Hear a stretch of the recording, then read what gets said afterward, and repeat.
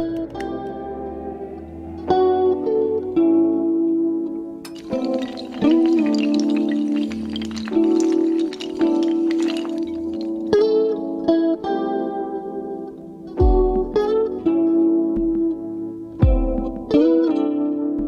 ਵਿਦਿਆਰਥੀਓ, ਅੱਜ ਆਪਾਂ ਸਮਾਜਿਕ ਵਿਗਿਆਨ ਦੇ ਭਾਗ 2 ਇਤਿਹਾਸ ਦੇ ਸਾਡਾ ਅਤੀਤ ਤੇ ਪਾਠ 13 ਬਸਤੀਵਾਦ ਅਤੇ ਕਬਾਇਲੀ ਸਮਾਜ ਬਾਰੇ ਪੜ੍ਹਾਂਗੇ। ਇਸ ਪਾਠ ਨੂੰ ਸੌਖੀ ਤਰ੍ਹਾਂ ਸਮਝਣ ਲਈ ਬੱਚਿਓ ਆਪਾਂ ਇਸ ਨੂੰ 4 ਭਾਗਾਂ ਵਿੱਚ ਵੰਡਿਆ ਹੈ ਅਤੇ ਅੱਜ ਇਸ ਦੇ ਪਹਿਲੇ ਭਾਗ ਵਿੱਚ ਤੁਹਾਡੇ ਨਾਲ ਕਬਾਇਲੀ ਸਮਾਜ ਦੀ ਜਾਣਕਾਰੀ ਸਾਂਝੀ ਕਰਨ ਜਾ ਰਿਹਾ ਹਾਂ।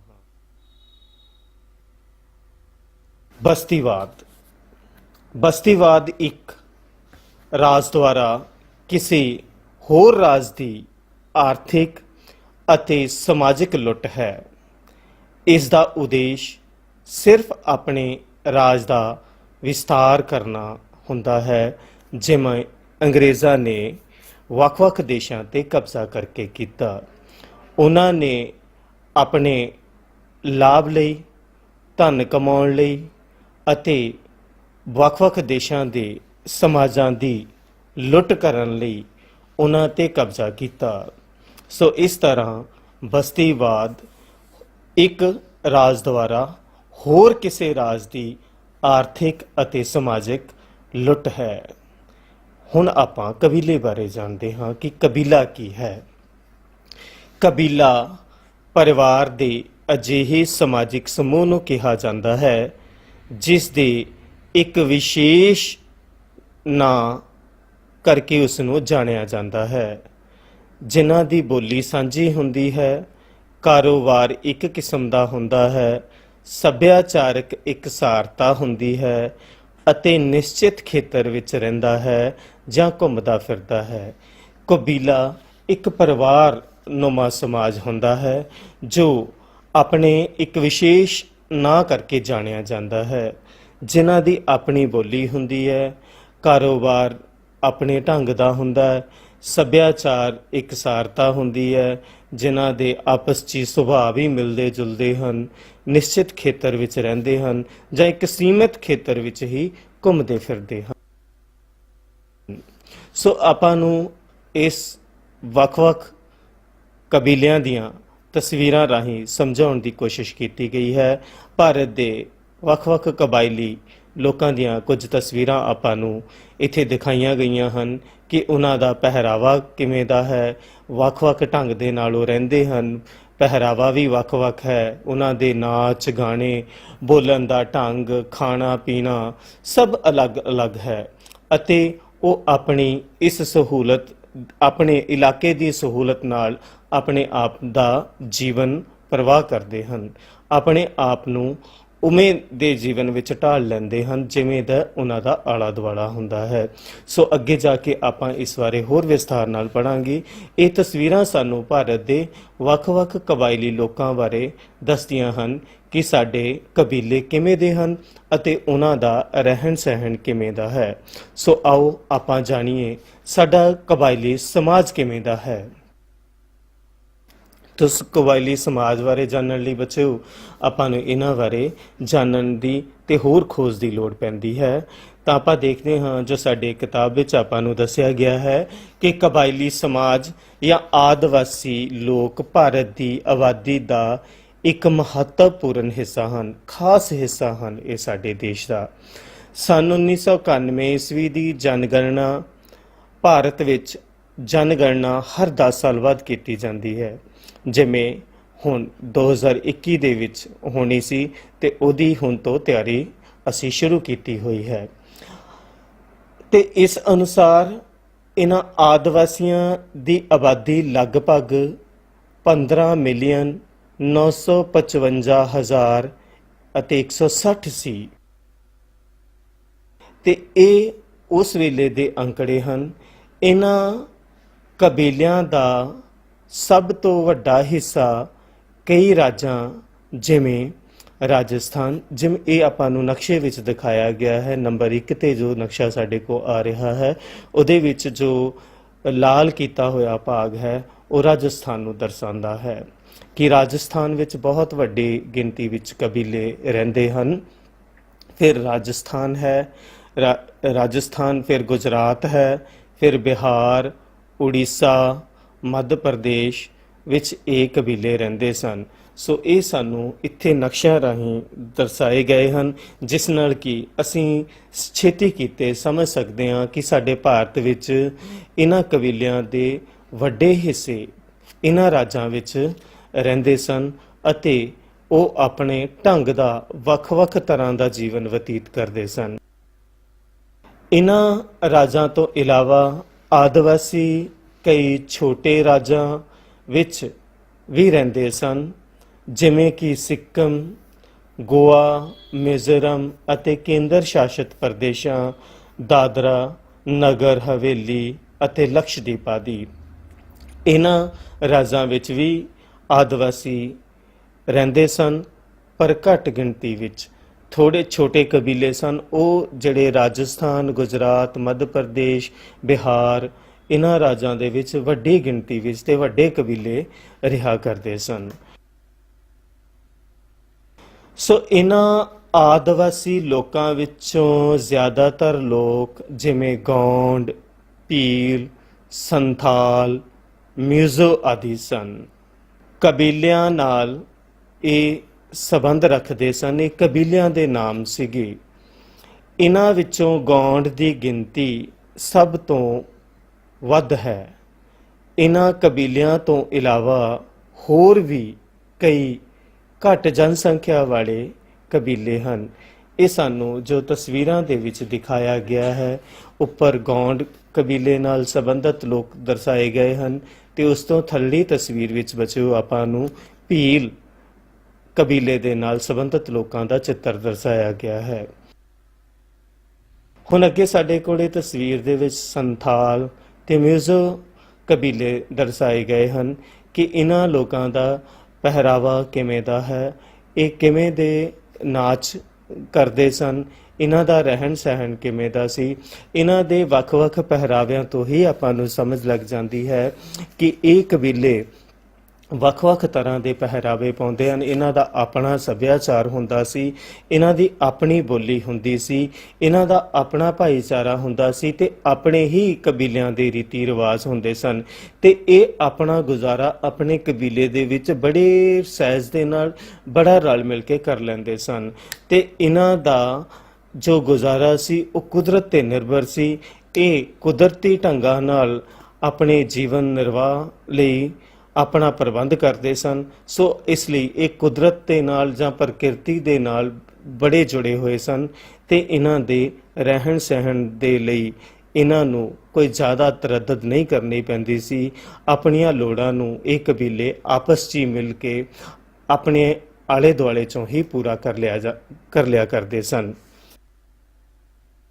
ਪਰ ਬਰਤਾਨਵੀ ਰਾਜ ਸਮੇਂ ਬਹੁਤ ਸਾਰੇ ਯੂਰਪੀਅਨ ਅਤੇ ਭਾਰਤੀ ਲੇਖਕਾਂ ਨੇ ਇਹਨਾਂ ਆਦਿਵਾਸੀ ਲੋਕਾਂ ਦੇ ਜੀਵਨ, ਆਰਥਿਕ ਵਿਵਸਥਾ ਅਤੇ ਸਮਾਜ ਬਾਰੇ ਪੂਰੀ ਜਾਣਕਾਰੀ ਦੇਣ ਦੀ ਕੋਸ਼ਿਸ਼ ਕੀਤੀ।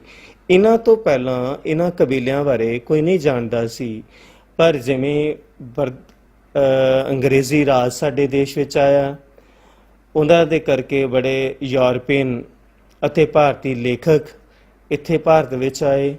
ਉਹਨਾਂ ਨੇ ਭਾਰਤ ਬਾਰੇ ਜਾਣਨਾ ਸ਼ੁਰੂ ਕੀਤਾ ਤੇ ਉਹ ਜਾਣਦੇ ਜਾਣਦੇ ਇਹਨਾਂ ਆਦਿਵਾਸੀ ਲੋਕਾਂ ਤੱਕ ਵੀ ਪਹੁੰਚੇ ਅਤੇ ਉਹਨਾਂ ਨੇ ਇਹਨਾਂ ਦੇ ਜੀਵਨ ਬਾਰੇ, ਇਹਨਾਂ ਦੀ ਆਰਥਿਕ ਵਿਵਸਥਾ ਬਾਰੇ ਅਤੇ ਸਮਾਜ ਬਾਰੇ ਪੂਰੀ ਜਾਣਕਾਰੀ ਇਕੱਠੀ ਕੀਤੀ ਅਤੇ ਅੱਗੋਂ ਉਹ ਕਿਤਾਬਾਂ ਦੇ ਰਾਹੀਂ ਸਾਡੇ ਤੱਕ ਪਹੁੰਚਾਉਣ ਦੀ ਵੀ ਕੋਸ਼ਿਸ਼ ਕੀਤੀ। ਇਹਨਾਂ ਆਦਿਵਾਸੀ ਲੋਕਾਂ ਵਿੱਚੋਂ 63% ਲੋਕ ਪਹਾੜੀ ਅਤੇ ਜੰਗਲੀ ਖੇਤਰ ਵਿੱਚ, 2.2% ਲੋਕ ਟਾਪੂਆਂ ਵਿੱਚ ਅਤੇ 1.6% ਲੋਕ ਅਰਧ-ਖੰਡ ਠੰਡੇ ਇਲਾਕਿਆਂ ਵਿੱਚ ਰਹਿੰਦੇ ਸਨ। ਬਾਕੀ ਲੋਕ ਹੋਰਨਾਂ ਦਿਹਾਤੀ ਅਤੇ ਸ਼ਹਿਰੀ ਖੇਤਰਾਂ ਵਿੱਚ ਰਹਿੰਦੇ ਸਨ। ਸੋ ਇਹ ਇਹਨਾਂ ਦੀ ਇੱਕ ਸਾਨੂੰ ਪ੍ਰਤੀਸ਼ਤ ਵਿੱਚ ਗਿਣਤੀ ਦਰਸਾਈ ਗਈ ਹੈ ਕਿ ਇਹ ਕਬਾਇਲੀ ਲੋਕ ਕਿੱਥੇ ਕਿੱਥੇ ਤੇ ਕਿਵੇਂ ਰਹਿੰਦੇ ਸਨ। ਸੋ ਹੁਣ ਆਪਾਂ ਅੱਗੇ ਇਹਨਾਂ ਬਾਰੇ ਜਾਣਦੇ ਹਾਂ ਕਿ ਇਹ ਲੋਕੀ ਰਹਿੰਦੇ ਕਿਵੇਂ ਸਨ। ਤਾਂ ਇਹ ਲੋਕ ਇੱਕ ਜਾਂ ਦੋ ਕਮਰਿਆਂ ਵਾਲੀਆਂ ਝੌਂਪੜੀਆਂ ਵਿੱਚ ਰਹਿੰਦੇ ਸਨ, ਜਿਹੜੀਆਂ ਕਿ ਅਕਸਰ ਬੇਤਰਤੀਬ ਢੰਗ ਨਾਲ ਬਣੀਆਂ ਹੁੰਦੀਆਂ ਸਨ। ਭਾਵ ਕਿ ਕੋਈ ਖਾਸ ਢੰਗ ਦੇ ਨਾਲ ਇਹਨਾਂ ਨੂੰ ਨਹੀਂ ਬਣਾਇਆ ਜਾਂਦਾ ਸੀ ਤੇ ਇਹਨਾਂ ਦੀ ਜਿਹੜੀ ਬਣਤਰ ਵੀ ਸੀ ਉਹ ਵੀ ਕੋਈ ਜ਼ਿਆਦਾ ਵਧੀਆ ਨਹੀਂ ਹੁੰਦੀ ਸੀ। ਇਹ ਝੌਂਪੜੀਆਂ 2 ਜਾਂ 4 ਲਾਈਨਾਂ ਵਿੱਚ ਇੱਕ ਦੂਜੇ ਦੇ ਸਾਹਮਣੇ ਹੁੰਦੀਆਂ ਹਨ। ਇਹਨਾਂ ਦੇ ਆਲੇ ਦੁਆਲੇ ਦਰਖਤਾਂ ਦੇ ਝੁੰਡ ਹੁੰਦੇ ਸਨ। ਹੁਣ ਸਾਨੂੰ ਅੱਗੇ ਤਸਵੀਰ ਦੇ ਵਿੱਚ ਦਿਖਾਇਆ ਗਿਆ ਕਿ ਇਹ ਝੌਂਪੜੀਆਂ ਕਿਵੇਂ ਦੀਆਂ ਸਨ। ਇੱਥੇ ਕੁਝ ਅਸੀਂ ਦਿਖਾਉਣ ਦੀ ਕੋਸ਼ਿਸ਼ ਕੀਤੀ ਹੈ ਤਾਂ ਕਿ ਬੱਚਿਓ ਤੁਹਾਨੂੰ ਸਮਝ ਆ ਜਾਵੇ ਕਿ ਇਹਨਾਂ ਲੋਕਾਂ ਦਾ ਰਹਿਣ ਸਹਿਣ, ਇਹਨਾਂ ਦੇ ਘਰ ਕਿਵੇਂ ਦੇ ਸੀ। ਤੇ ਇਹ ਘਰ ਆਪਾਂ ਵੇਖਦੇ ਹਾਂ ਕਿ ਇਹਨਾਂ ਨੇ ਆਪਣੇ ਆਲੇ ਦੁਆਲੇ ਚੋਂ ਹੀ ਦਰਖਤਾਂ ਦੇ ਪੱਤੇ ਲੈ ਕੇ ਜਾਂ ਦਰਖਤਾਂ ਦੀਆਂ ਲੱਕੜਾਂ ਲੈ ਕੇ ਬਣਾਏ ਹੋਏ ਹਨ ਅਤੇ ਇਹਨਾਂ ਦੇ ਜਿਹੜੇ ਘਰ ਬਣਾਉਣ ਦਾ ਢੰਗ ਵੀ ਸੀ ਉਹ ਬੜਾ ਸਾਦ ਮੁਰਾਦਾ ਜਿਹਾ ਸੀ। ਕੋਈ ਖਾਸ ਇਹਨਾਂ ਨੇ ਲਿਪਾ ਪੋਛੀ ਉਹਦੇ ਤੇ ਨਹੀਂ ਕੀਤੀ ਹੋਈ। ਬੜੇ ਕੁਦਰਤੀ ਢੰਗ ਦੇ ਨਾਲ ਇਹ ਆਪਣੇ ਘਰਾਂ ਨੂੰ ਬਣਾ ਲਿਆ ਕਰਦੇ ਸੀ ਤੇ ਉਹਨਾਂ ਵਿੱਚ ਰਹਿੰਦੇ ਸੀ ਅਤੇ ਸਿੱਧੀ ਸਾਦੀ ਜ਼ਿੰਦਗੀ ਬਤੀਤ ਕਰਦੇ ਸੀ। ਹੁਣ ਆਪਾਂ ਨੂੰ ਅੱਗੇ ਦਿਖਾਇਆ ਗਿਆ ਕਿ ਇਹ ਲੋਕ ਭੇਡ ਬੱਕਰੀਆਂ ਅਤੇ ਪਾਲਤੂ ਪਸ਼ੂ ਰੱਖਦੇ ਸਨ। ਆਪਣੇ ਗੁਜ਼ਾਰੇ ਲਈ ਇਹ ਲੋਕ ਪਸ਼ੂਆਂ ਦੇ ਨਾਲ ਵੀ ਸਾਂਝ ਰੱਖਦੇ ਸੀ। ਉਹਨਾਂ ਨੂੰ ਆਪਣੇ ਗੁਜ਼ਾਰੇ ਲਈ ਇਹ ਪਾਲਦੇ ਵੀ ਸੀ ਅਤੇ ਉਹਨਾਂ ਦੇ ਵਿੱਚ ਹੀ ਇਹ ਆਪਣਾ ਜੀਵਨ ਬਤੀਤ ਕਰਦੇ ਸੀ ਤੇ ਇਹਨਾਂ ਪਸ਼ੂਆਂ ਤੋਂ ਉਹ ਮਦਦ ਲੈਂਦੇ ਸੀ ਆਪਣੇ ਜੀਵਨ ਨਿਰਵਾਹ ਲਈ। ਇਹ ਆਦਿਵਾਸੀ ਲੋਕ ਸਥਾਨਕ, ਕੁਦਰਤੀ ਅਤੇ ਭੌਤਿਕ ਸਾਧਨਾਂ ਉੱਪਰ ਨਿਰਭਰ ਕਰਦੇ ਸੀ। ਬੱਚੇ ਆਪਾਂ ਪਹਿਲਾਂ ਵੀ ਗੱਲ ਕੀਤੀ ਹੈ ਕਿ ਇਹ ਲੋਕ ਕੋਈ ਬਾਹਰੀ ਦਿਖਾਵਾ ਨਹੀਂ ਕਰਦੇ ਸੀ, ਕੁਦਰਤੀ ਢੰਗ ਦੇ ਨਾਲ ਆਪਣਾ ਜੀਵਨ ਨਿਰਵਾਹ ਕਰਦੇ ਸੀ। ਸੋ ਸਾਨੂੰ ਇੱਥੇ ਹੁਣ ਇਹੀ ਦਿਖਾਇਆ ਗਿਆ ਕਿ ਇਹ ਲੋਕ ਆਪਣੇ ਜੀਵਨ ਦੀਆਂ ਲੋੜਾਂ ਆਪਣੇ ਆਲੇ ਦੁਆਲੇ ਚੋਂ ਹੀ ਪੂਰੀਆਂ ਕਰਦੇ ਸੀ ਅਤੇ ਬੜੀ ਸੰਤੁਸ਼ਟ ਜਿਹੀ ਜ਼ਿੰਦਗੀ ਜੀਆ ਕਰਦੇ ਸੀ। ਕਈ ਪ੍ਰਕਾਰ ਦੇ ਹੋਰ ਆਰਥਿਕ ਧੰਦੇ ਜਿਵੇਂ ਸ਼ਿਕਾਰ ਕਰਨਾ, ਭੋਜਨ ਇਕੱਠਾ ਕਰਨਾ, ਮੱਛੀਆਂ ਫੜਨਾ, ਬਲਦਾਂ ਰਾਹੀਂ ਹਲ ਵਾਹੁਣਾ ਆਦਿ ਵੀ ਪ੍ਰਚਲਿਤ ਹਨ। ਇਹਨਾਂ ਦੇ ਜੋ ਮੁੱਖ ਧੰਦੇ ਹਨ ਜਾਂ ਮੁੱਖ ਕਿੱਤੇ ਹਨ ਉਹਨਾਂ ਦੇ ਵਿੱਚ ਸ਼ਿਕਾਰ ਕਰਨਾ, ਭੋਜਨ ਇਕੱਠਾ ਕਰਕੇ ਰੱਖਣਾ, ਮੱਛੀਆਂ ਫੜਨਾ, ਬਲਦਾਂ ਰਾਹੀਂ ਹਲ ਵਾਹੁਣਾ ਆਦਿ ਇਹ ਢੰਗ ਅੱਜ ਵੀ ਇਹਨਾਂ ਕਬੀਲਿਆਂ ਦੇ ਵਿੱਚ ਪ੍ਰਚਲਿਤ ਹਨ, ਜਿਨ੍ਹਾਂ ਦੇ ਕਰਕੇ ਇਹ ਆਪਣਾ ਜੀਵਨ ਨਿਰਵਾਹ ਕਰਦੇ ਹਨ, ਆਪਣਾ ਤੇ ਆਪਣੇ ਬੱਚਿਆਂ ਦਾ ਪਾਲਣ ਕਰਦੇ ਹਨ। ਸੋ ਇਸ ਲਈ ਜੋ ਅੱਜ ਸਾਨੂੰ ਜ਼ਰੂਰਤਾਂ ਹਨ ਇੱਦਾਂ ਦੀਆਂ ਹੀ ਜ਼ਰੂਰਤਾਂ ਆਦਿਵਾਸੀਆਂ ਨੂੰ ਹਨ, ਪਰ ਉਹਨਾਂ ਦਾ ਆਪਣੇ ਆਪ ਤੇ ਨਿਰਭਰ ਹੋਣਾ ਬਹੁਤ ਜ਼ਿਆਦਾ ਸਾਨੂੰ ਪ੍ਰਭਾਵਿਤ ਕਰਦਾ ਹੈ ਕਿ ਉਹਨਾਂ ਨੇ ਆਪਣੀਆਂ ਲੋੜਾਂ ਨੂੰ ਆਪਣੇ ਆਲੇ ਦੁਆਲੇ ਚੋਂ ਹੀ ਪੂਰੀਆਂ ਕੀਤਾ ਹੈ, ਜਦ ਕਿ ਮਨੁੱਖ ਆਪਣੀਆਂ ਹੋਰ ਲੋੜਾਂ ਨੂੰ ਪੂਰੀਆਂ ਕਰਨ ਲਈ ਹੋਰ ਦੇਸ਼ਾਂ ਤੇ ਵੀ ਨਿਰਭਰ ਹੈ। ਸੋ ਹੁਣ ਆਪਾਂ ਦੇਖਦੇ ਹਾਂ ਕਿ ਕਬਾਇਲੀ ਸਮਾਜ ਦੇ ਲੋਕਾਂ ਦੀ ਸਭ ਤੋਂ ਮੁੱਢਲੀ ਸਮਾਜਿਕ ਇਕਾਈ ਪਰਿਵਾਰ ਹੈ, ਜਿੱਥੇ ਇਸਤਰੀਆਂ ਘਰੇਲੂ, ਆਰਥਿਕ, ਸੱਭਿਆਚਾਰਕ ਕੰਮਕਾਜ ਵਿੱਚ ਮਹੱਤਵਪੂਰਨ ਯੋਗਦਾਨ ਪਾਉਂਦੀਆਂ ਹਨ। ਔਰਤਾਂ ਦੇ ਮੁੱਖ ਕੰਮ ਖਾਣਾ ਬਣਾਉਣ, ਲੱਕੜੀਆਂ ਇਕੱਠੀਆਂ ਕਰਨਾ, ਸਫਾਈ ਕਰਨਾ ਅਤੇ ਕੱਪੜੇ ਧੋਣਾ ਆਦਿ ਹੈ। ਆਪਾਂ ਨੂੰ ਤਸਵੀਰਾਂ ਵਿੱਚ ਵੀ ਦਿਖਾਇਆ ਗਿਆ ਹੈ ਕਿ ਔਰਤਾਂ ਘਰ ਦੇ ਕੰਮ ਵਿੱਚ ਕਿਵੇਂ ਮਦਦ ਕਰ ਰਹੀਆਂ ਹਨ। ਸੋ ਉਹ ਖੇਤੀ ਦੇ ਕੰਮਾਂ ਜਿਵੇਂ ਜ਼ਮੀਨ ਪੱਧਰੀ ਕਰਨਾ, ਫਸਲਾਂ ਬੀਜਣਾ, ਨਦੀਨ ਕੱਢਣੇ, ਫਸਲਾਂ ਕੱਟਣੀਆਂ ਆਦਿ ਵਿੱਚ ਵੀ ਮਰਦਾਂ ਦੀ ਸਹਾਇਤਾ ਕਰਦੀਆਂ ਸਨ। ਭਲੀ ਭਾਂਤ ਆਪਾਂ ਇਹਨਾਂ ਤਸਵੀਰਾਂ 'ਚੋਂ ਵੇਖ ਸਕਦੇ ਹਾਂ ਕਿ ਔਰਤਾਂ, ਕਬਾਇਲੀ ਔਰਤਾਂ ਜਾਂ ਆਦਿਵਾਸੀ ਔਰਤਾਂ ਆਪਣੇ ਮਰਦਾਂ ਦੇ ਨਾਲ ਜਾਂ ਆਪਣੇ ਭਾਈਚਾਰੇ ਦੇ ਨਾਲ ਮਿਲ ਕੇ ਮੋਢੇ ਨਾਲ ਮੋਢਾ ਲਗਾ ਕੇ ਕੰਮ ਕਰਦੀਆਂ ਦਿਖਾਈਆਂ ਗਈਆਂ ਹਨ ਤੇ ਉਹ ਅਜਿਹਾ ਕਰਦੇ ਵੀ ਹਨ ਤਾਂ ਕਿ ਆਪਣੇ ਜੀਵਨ ਨਿਰਵਾਹ ਨੂੰ ਉਹ ਸਹਿਜੇ ਹੀ ਪੂਰੀਆਂ ਕਰ ਸਕਣ, ਆਪਣੀਆਂ ਲੋੜਾਂ ਨੂੰ ਪੂਰਾ ਕਰ ਸਕਣ, ਆਪਣੇ ਬੱਚਿਆਂ ਲਈ ਜਿਉਣ ਦੇ ਸਾਧਨ ਇਕੱਠੇ ਕਰਕੇ ਉਹਨਾਂ ਨੂੰ ਇੱਕ ਵਧੀਆ ਜੀਵਨ ਦੇ ਸਕਣ। ਮਰਦਾਂ ਦੇ ਮੁੱਖ ਕੰਮ ਜੰਗਲਾਂ ਦੀ ਕਟਾਈ ਕਰਨਾ, ਜ਼ਮੀਨ ਪੱਧਰੀ ਕਰਨਾ ਅਤੇ ਹਲ ਵਾਹੁਣਾ ਆਦਿ ਹਨ। ਕਿਉਂਕਿ ਆਦਿਵਾਸੀ ਔਰਤਾਂ ਆਰਥਿਕ ਕੰਮ ਵਿੱਚ ਮਰਦਾਂ ਦੀ ਸਹਾਇਤਾ ਕਰਦੀਆਂ ਹਨ, ਇਸ ਕਰਕੇ ਮਰਦ ਇੱਕ ਤੋਂ ਵਧੇਰੇ ਪਤਨੀਆਂ ਰੱਖਦੇ ਹਨ। ਇਸੇ ਕਾਰਨ ਕਬਾਇਲੀ ਸਮਾਜ ਵਿੱਚ ਬਹੁ ਵਿਆਹ ਪ੍ਰਥਾ ਪ੍ਰਚਲਿਤ ਹੈ, ਭਾਵ ਕਿ ਇੱਕ ਆਦਮੀ ਇੱਕ ਤੋਂ ਜ਼ਿਆਦਾ ਵਿਆਹ ਕਰਵਾ ਸਕਦਾ ਹੈ। ਕਾਰਨ ਇਹੀ ਸੀ ਕਿਉਂਕਿ ਔਰਤਾਂ ਮਰਦਾਂ ਦੀ ਆਰਥਿਕ ਮਦਦ ਵੀ ਕਰਦੀਆਂ ਸੀ ਉਹਨਾਂ ਦੇ ਕੰਮ ਵਿੱਚ। ਸੋ ਇਹ ਸਾਡੇ ਕੋਲੇ ਸਾਨੂੰ ਦੱਸਿਆ ਗਿਆ ਹੈ ਕਿ ਕਬਾਇਲੀ ਸਮਾਜ ਕਿਵੇਂ ਦਾ ਸੀ। ਮੁੱਖ ਪਰਿਵਾਰ ਜਿਹੜਾ ਉਹ ਕਬਾਇਲੀ ਸਮਾਜ ਦੀ ਮੁੱਢਲੀ ਇਕਾਈ ਸੀ ਤੇ ਉਹ ਆਪਣਾ ਜੀਵਨ ਨਿਰਵਾਹ ਕਿਵੇਂ ਕਰਦੇ ਸਨ। ਇਹਨਾਂ ਵਿੱਚ ਆਪਾਂ ਕੁਝ ਮੁੱਖ ਕਬੀਲਿਆਂ ਬਾਰੇ ਵੀ ਜਾਣਨ ਦੀ ਕੋਸ਼ਿਸ਼ ਕੀਤੀ, ਜਿਨ੍ਹਾਂ ਵਿੱਚ ਗੌਂਡ ਸਭ ਤੋਂ ਵੱਡਾ ਕਬੀਲਾ ਹੈ, ਭੀਲ, ਸੰਥਾਲ ਤੇ ਮਿਊਜ਼ੋ ਇਹ ਵੱਡੇ ਕਬੀਲਿਆਂ ਦੇ ਵਿੱਚ ਆਉਂਦੇ ਹਨ ਤੇ ਇਸ ਤੋਂ ਨਾਲ ਨਾਲ ਹੋਰ ਵੀ ਕਬੀਲੇ ਹੈਗੇ ਜਿਹੜੇ ਛੋਟੇ ਛੋਟੇ ਰਾਜਾਂ ਦੇ ਵਿੱਚ ਮਿਲਦੇ ਹਨ। ਸੋ ਆਓ ਬੱਚਿਓ, ਆਪਾਂ ਹੁਣ ਇਸ ਪੂਰੇ ਭਾਗ ਨੂੰ ਪ੍ਰਸ਼ਨਾਂ ਦੇ ਰਾਹੀਂ, ਛੋਟੇ ਛੋਟੇ ਪ੍ਰਸ਼ਨ ਅਸੀਂ ਤੁਹਾਡੇ ਲਈ ਬਣਾਏ ਹਨ, ਉਹਨਾਂ ਰਾਹੀਂ ਜਾਣਨ ਤੇ ਸਮਝਣ ਦੀ ਕੋਸ਼ਿਸ਼ ਕਰੀਏ। ਸੋ ਸਾਡੇ ਕੋਲੇ ਸਭ ਤੋਂ ਪਹਿਲਾਂ ਹੈ ਬਹੁ ਵਿਕਲਪੀ ਪ੍ਰਸ਼ਨ ਤੇ ਇਹਦੇ ਵਿੱਚ ਸਾਡੇ ਕੋਲੇ ਪਹਿਲਾ ਪ੍ਰਸ਼ਨ ਹੈ, ਕਬੀਲਿਆਂ ਦਾ ਸਭ ਤੋਂ ਵੱਡਾ ਹਿੱਸਾ ਇਹਨਾਂ ਪ੍ਰਾਂਤਾਂ ਵਿੱਚ ਰਹਿੰਦਾ ਸੀ ਤੇ ਉਹ ਪ੍ਰਾਂਤ ਸਾਡੇ ਕੋਲੇ ਹਨ। ਊੜੇ ਤੇ ਹੈ ਰਾਜਸਥਾਨ, ਐੜੇ ਤੇ ਹੈ ਗੁਜਰਾਤ, ਈੜੀ ਤੇ ਬਿਹਾਰ, ਸੱਸੇ ਤੇ ਉਪਰੋਕਤ ਸਾਰੇ। ਤਾਂ ਇਸ ਦਾ ਉੱਤਰ ਹੋਵੇਗਾ ਉਪਰੋਕਤ ਸਾਰੇ। ਫਿਰ ਇਸੇ ਤਰ੍ਹਾਂ ਸਾਡੇ ਕੋਲ ਇਹਦਾ ਬਹੁ ਵਿਕਲਪੀ ਦਾ ਪ੍ਰਸ਼ਨ ਨੰਬਰ 2 ਹੈ, ਆਦਿਵਾਸੀ ਲੋਕਾਂ ਵਿੱਚੋਂ ਜ਼ਿਆਦਾਤਰ ਲੋਕ ਇਹਨਾਂ ਕਬੀਲਿਆਂ ਨਾਲ ਸੰਬੰਧ ਰੱਖਦੇ ਹਨ। ਊੜੇ ਤੇ ਹੈ ਭੀਲ, ਐੜਾ ਗੌਂਡ, ਈੜੀ ਸੰਥਾਲ, ਸੱਸਾ ਉਪਰੋਕਤ ਸਾਰੇ। ਤਾਂ ਬੱਚਿਓ ਇਸ ਦਾ ਉੱਤਰ ਸੱਸਾ ਹੋਵੇਗਾ, ਉਪਰੋਕਤ ਸਾਰੇ। ਫਿਰ ਸਾਡੇ ਕੋਲ ਪ੍ਰਸ਼ਨ ਨੰਬਰ 3 ਹੈ, ਆਦਿਵਾਸੀ ਲੋਕਾਂ ਵਿੱਚੋਂ ਪਹਾੜੀ ਅਤੇ ਜੰਗਲੀ ਖੇਤਰ ਵਿੱਚ ਰਹਿੰਦੇ ਹਨ। ਊੜੇ ਤੇ ਹੈ 62%, ਐੜੇ ਤੇ ਹੈ 1.6%, ਈੜੀ ਤੇ ਹੈ 63% ਤੇ ਸੱਸੇ ਤੇ ਹੈ ਇਹਨਾਂ ਚੋਂ ਕੋਈ ਵੀ ਨਹੀਂ। ਤਾਂ ਇਸ ਦਾ ਸਹੀ ਉੱਤਰ ਜੋ ਹੈ ਉਹ ਈੜੀ ਹੈ ਬੱਚਿਓ, 63%। ਫਿਰ ਸਾਡੇ ਕੋਲ ਪ੍ਰਸ਼ਨ ਨੰਬਰ 4 ਹੈ ਕਿ ਆਦਿਵਾਸੀ ਦੀਆਂ ਝੌਂਪੜੀਆਂ ਦੇ ਆਲੇ ਦੁਆਲੇ ਊੜੇ ਤੇ ਹੈ ਫਸਲਾਂ, ਐੜੇ ਤੇ ਦਰਖਤਾਂ ਦੇ ਝੁੰਡ, ਈੜੀ ਟਾਪੂ ਤੇ ਸੱਸਾ ਇਹਨਾਂ ਚੋਂ ਕੋਈ ਵੀ ਨਹੀਂ। ਤਾਂ ਇਸ ਦਾ ਉੱਤਰ ਹੈ ਕਿ ਆਦਿਵਾਸੀਆਂ ਦੀਆਂ ਝੌਂਪੜੀਆਂ ਦੇ ਆਲੇ ਦੁਆਲੇ ਐੜਾ ਜੋ ਹੈ ਉਹ ਇਹਦਾ ਸਹੀ ਉੱਤਰ ਹੈ, ਦਰਖਤਾਂ ਦੇ ਝੁੰਡ ਹੁੰਦੇ ਸਨ। ਸੋ ਫਿਰ ਸਾਡੇ ਕੋਲੇ ਹੈ ਜੀ ਖਾਲੀ ਥਾਵਾਂ ਭਰੋ। ਆਦਿਵਾਸੀ ਕਈ ਛੋਟੇ ਛੋਟੇ ਡੈਸ਼ ਵਿੱਚ ਰਹਿੰਦੇ ਸਨ।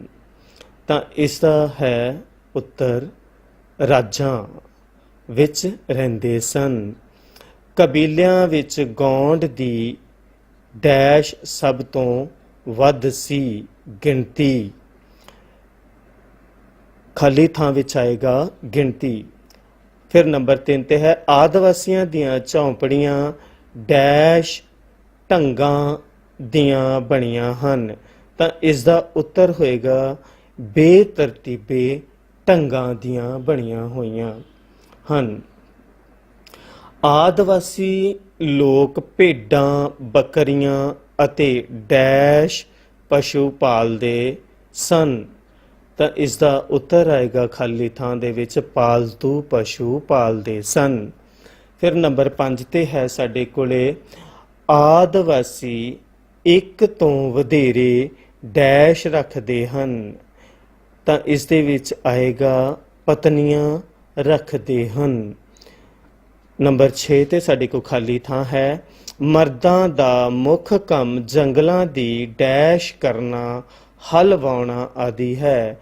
ਤਾਂ ਇਸ ਵਿੱਚ ਆਵੇਗਾ ਮਰਦਾਂ ਦਾ ਮੁੱਖ ਕੰਮ ਜੰਗਲਾਂ ਦੀ ਕਟਾਈ ਕਰਨਾ, ਹਲ ਵਾਹੁਣਾ ਆਦਿ ਹੈ। ਫਿਰ ਨੰਬਰ 7 ਤੇ ਸਾਡੇ ਕੋਲੇ ਹੈ ਕਬਾਇਲੀ ਸਮਾਜ ਵਿੱਚ ਬਹੁ ਵਿਆਹ ਪ੍ਰਥਾ ਡੈਸ਼ ਹੈ। ਤਾਂ ਇਸ ਵਿੱਚ ਆਵੇਗਾ ਪ੍ਰਚਲਿਤ। ਤੇ ਇਸ ਤਰ੍ਹਾਂ ਇਹ ਸਾਡੇ ਕੋਲੇ ਖਾਲੀ ਥਾਵਾਂ ਸਨ।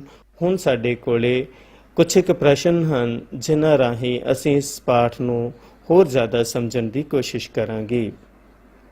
ਸੋ ਪਹਿਲਾ ਪ੍ਰਸ਼ਨ ਹੈ ਬੱਚਿਓ ਕਿ 1991 ਦੀ ਜਨਗਣਨਾ ਅਨੁਸਾਰ ਕਬਾਇਲੀ ਸਮਾਜ ਦੀ ਆਬਾਦੀ ਕਿੰਨੀ ਸੀ? ਤਾਂ ਇਸ ਦਾ ਉੱਤਰ ਆਵੇਗਾ ਕਿ 1991 ਦੀ ਜਨਗਣਨਾ ਅਨੁਸਾਰ ਕਬਾਇਲੀ ਸਮਾਜ ਦੀ ਆਬਾਦੀ ਲਗਭਗ 15,955,160 ਸੀ। ਉਸ ਤੋਂ ਬਾਅਦ ਸਾਡੇ ਕੋਲੇ ਦੂਜਾ ਪ੍ਰਸ਼ਨ ਹੈ ਆਦਿਵਾਸੀਆਂ ਲੋਕਾਂ ਵਿੱਚ ਜ਼ਿਆਦਾਤਰ ਲੋਕ ਕਿਹੜੇ ਕਬੀਲਿਆਂ ਨਾਲ ਸੰਬੰਧ ਰੱਖਦੇ ਸਨ? ਮੈਂ ਪ੍ਰਸ਼ਨ ਦੁਹਰਾ ਦੇਵਾਂ। ਆਦਿਵਾਸੀ ਲੋਕਾਂ ਵਿੱਚ ਜ਼ਿਆਦਾਤਰ ਲੋਕ ਕਿਹੜੇ ਕਬੀਲਿਆਂ ਨਾਲ ਸੰਬੰਧ ਰੱਖਦੇ ਸਨ?